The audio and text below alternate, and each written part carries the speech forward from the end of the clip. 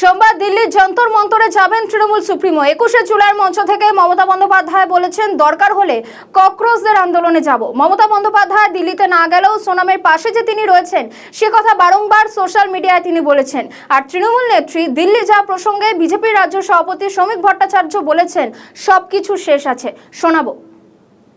গেলে কতগুলো ডিসিপ্লিন মানতে হয়। কালকে দিল্লিতে আপনারা দেখেছেন ছাত্র যুবদের উপর কি অত্যাচার হয়েছে। পার্লামেন্ট থেকে আমি শুনেছি যে প্রধানমন্ত্রী গাড়ি ঘুরিয়ে পালিয়ে গেছে। এখানেও মনে রাখবেন, বাড়াবাড়ি বন্ধ না হলে আমাদের আন্দোলন রাস্তায় আমাদের রাস্তা দেখাবে।